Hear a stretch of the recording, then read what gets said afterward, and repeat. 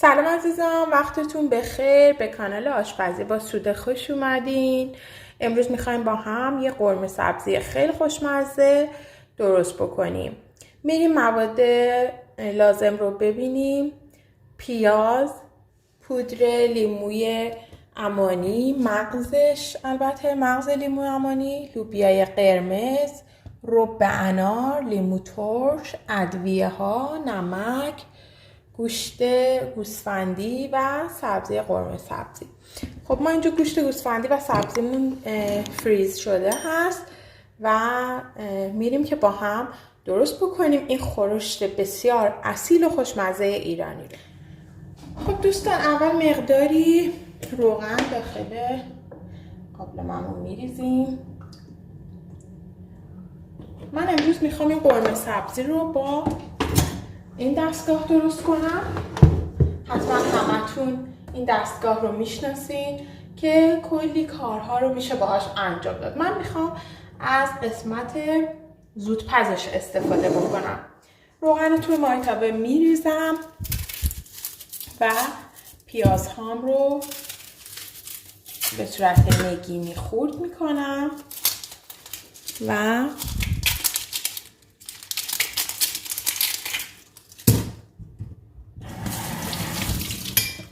داخل مخزن این دستگاه میریزم.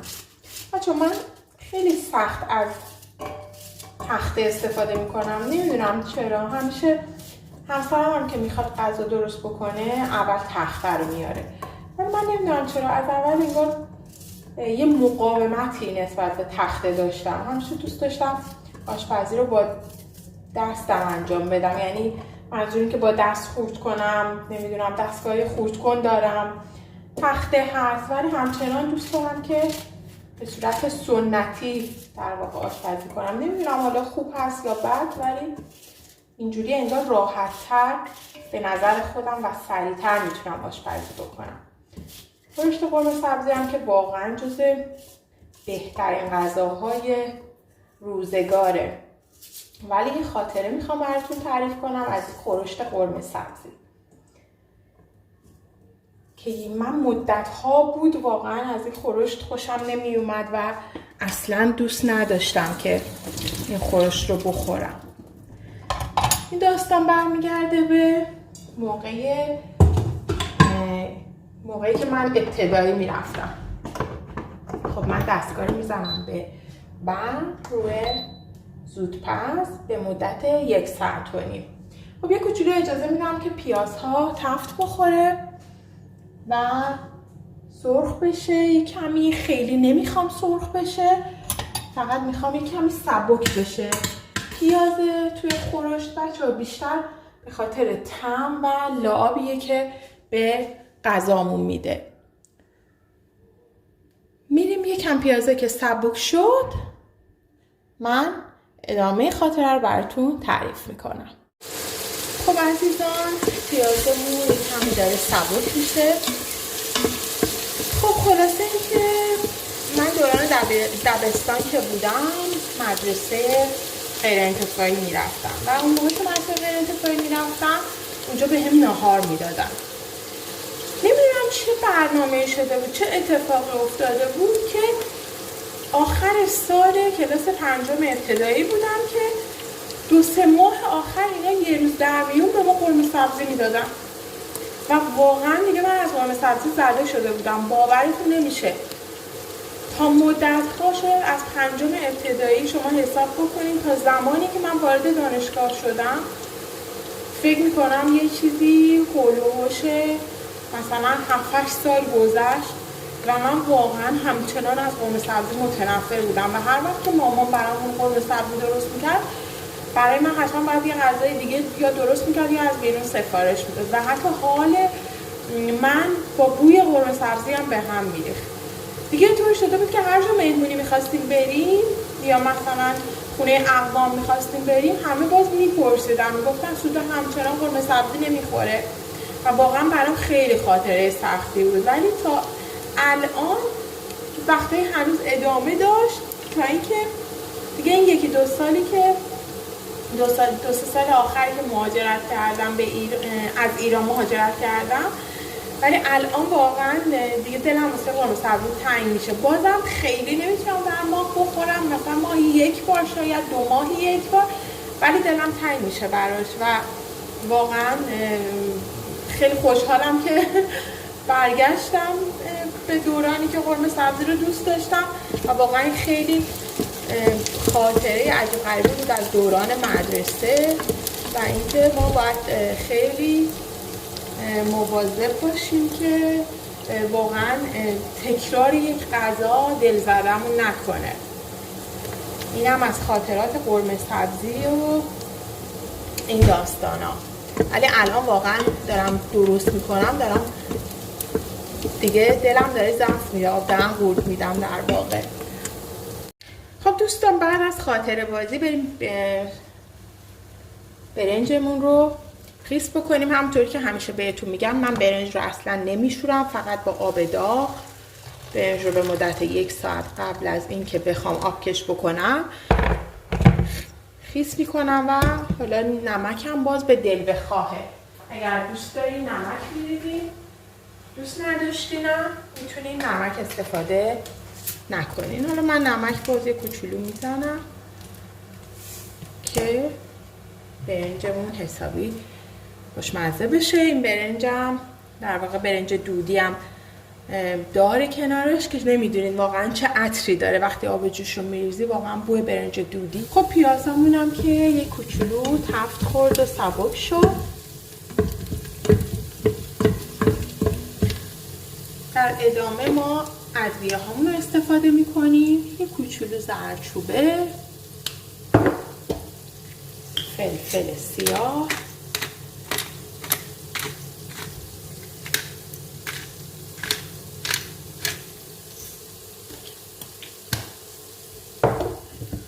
گوشت خورشتیمون رو اضافه میکنیم. باز یخش باز بشه و بعد در نهایت سبزی.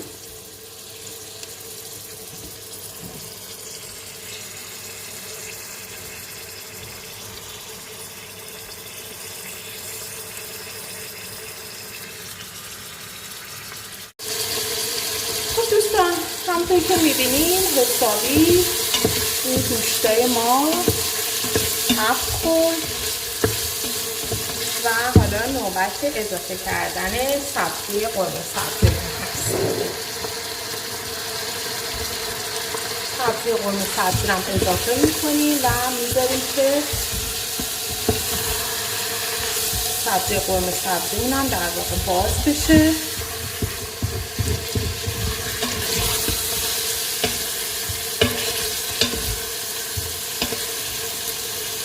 بعد از اینکه سبزی قرمه سبزیمون باز شد لوبیاها رو اضافه میکنیم. دوستان حالا یک سری هم میپرسن که خب چقدر لوبیا میخواد. ببینید دقیقا من برای هر نفر همیشه به این صورت میگم، من سنتی آشپزی میکنم یعنی چشمی. برای هر نفر به اندازه یه مشت کوچولو لوبیا میریزم، لوبیای قرمز. میبینید یه مشت کوچولو برمیدارم و برای هر تعداد نفر که میخوام درست بکنم اونقدر در واقع بین 4 تا دلقه گوشت هر نفر، 4 تا دلقه گوشت انقدری، چون گوشت قرمه سبزی باز باید بزرگتر باشه و یه مشت کوچولو لوبیا.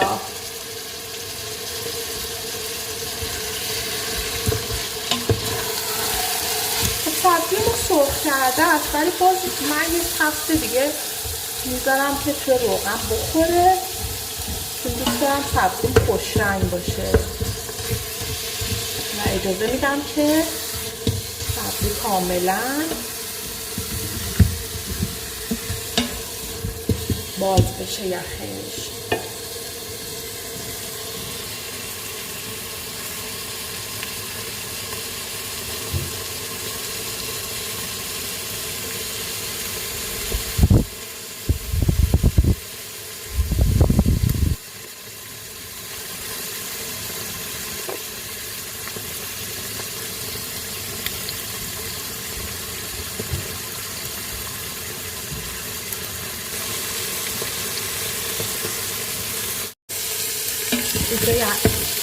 یخ سبزی ما باز شد. یه پسته کوچولو هم خورد. خب بچه‌ها من اینجا لوبیا قرمز رو اضافه میکنم و بعد از اضافه کردن لوبیامو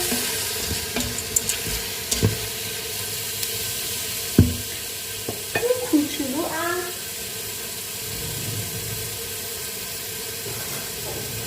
در واقع یه قاشق مربا خوری از رب انارمون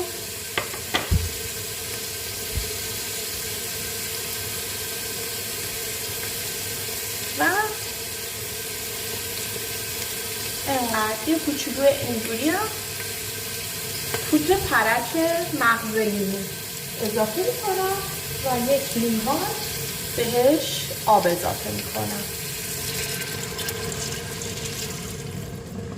چون که با زودپز پخت میشه و آبش کم نمیشه، من نمیخوام خیلی خورشتم آبکی باشه، به خاطر همین ترجیح میدم که آب کمتری بریزم. باز چکش میکنیم ببینیم که به چه صورته. فکر میکنم یک کوچولوی دیگه به اندازه 1/3 لیوان باز لازمه که ریخته بشه که دیگه آب نخواد اضافه بشه در مراحل بعدی.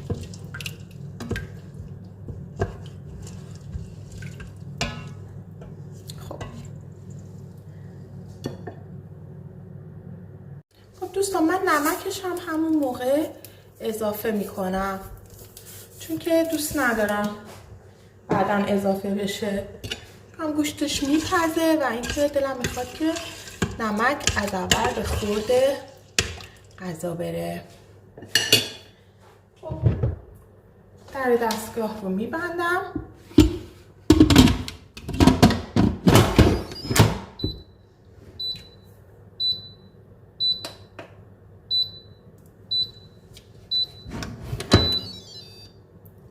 بعد اجازه میدم که پختمون کامل بشه.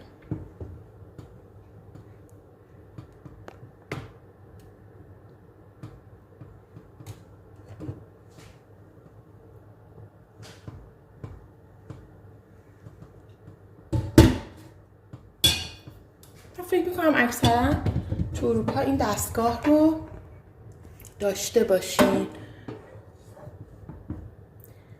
اینم به هر حال پخت قرمه سبزی با این وسیله پرکاربرد. خب عزیزان میریم برای دم کردن برنجمون که با قرمه سبزی میخوایم سرو بکنیم. من آب جوشیده رو اضافه میکنم گرم بشه و برنج رو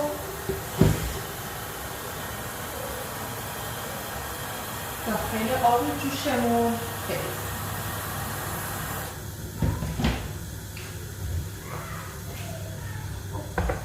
کتری رو باز آب کردم که جوش بیاد.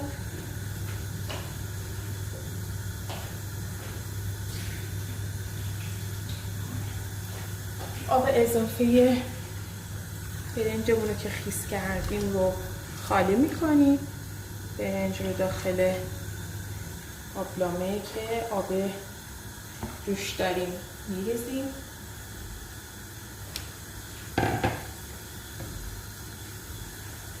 و اجازه میدیم که برنجمون به جوش بیاد.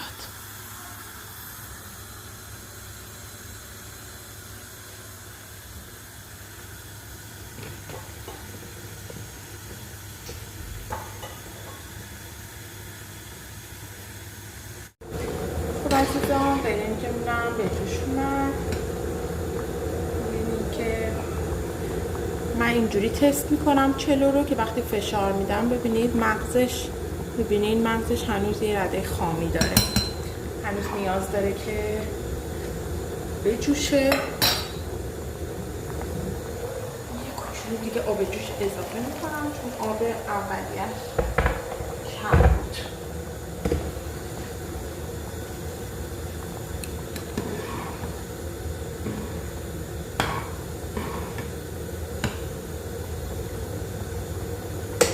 دیگه کم کم اینه که آب کشش کنم.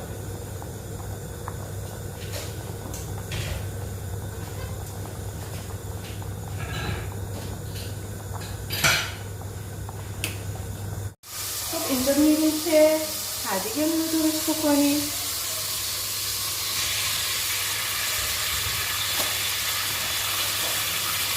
همچنین مقدار نون لواش برای تدیگ تو فریزر نگه میدارم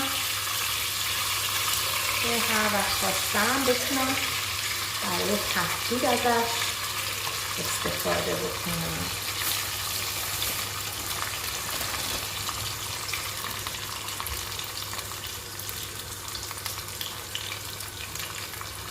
چون نونای لواش اینجا خیلی ترد و نازک هست به خاطر همین یه مقدار خرد میشه.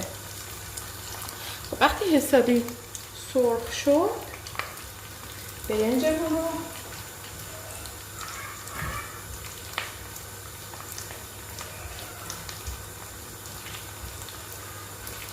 به قابلمه‌مون اضافه میکنیم.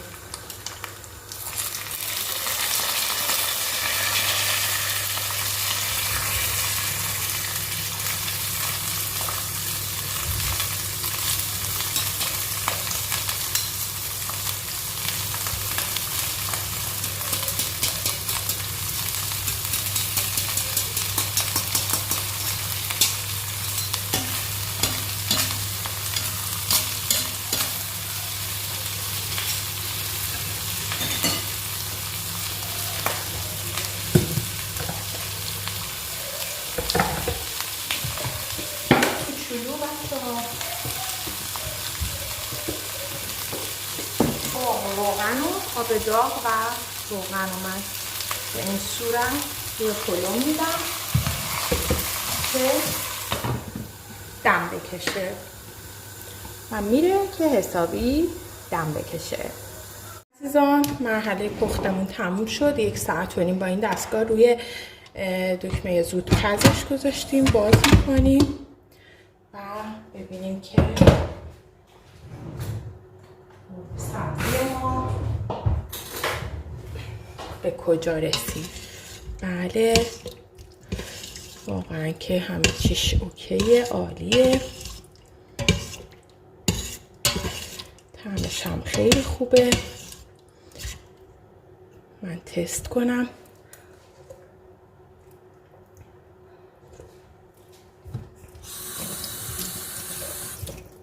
خیلی خوب. حالا تو این مرحله بقیه رب انارمون رو میریزیم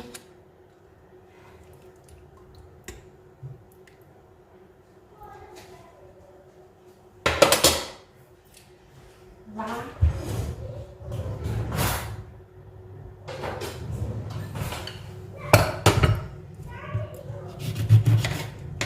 نیمی از لیمو ترشم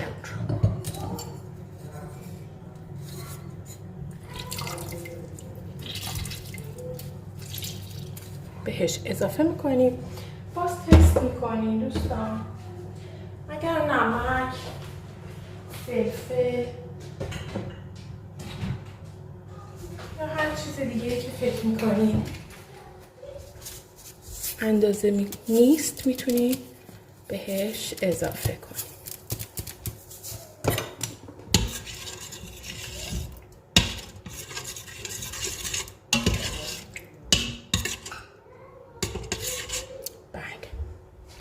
و میذاریم یه کوچولوی دیگه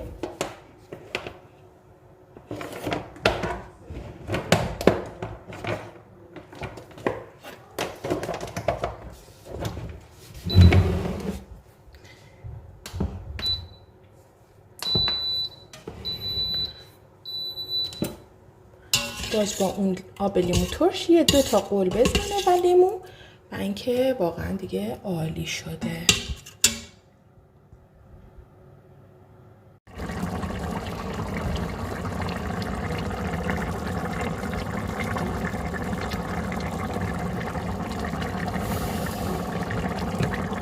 و برای تزیین زعفران روی پلو، بله ببینید بچه‌ها برنجمون چقدر خوب شد. نگاه کنید واقعا عالی میشه با همون دستوری که بهتون گفتم اول ویدیو، با آب جوشیده وقتی خیس بخوره برنج واقعا عالی میشه. اینم که زعفران و کرمون هست.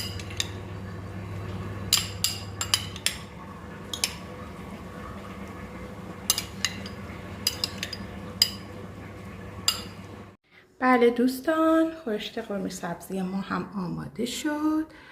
این هم خورشت قرمه سبزی خوشمزه به همراه چلوی ایرانی و سالاد و مخلفات. امیدوارم که درست بکنین، نوش جان بکنین و دوست داشته باشین. ممنون که منو همراهی میکنین و ممنون که با سابسکرایب و لایک من رو خوشحال میکنین. ممنونم ازتون.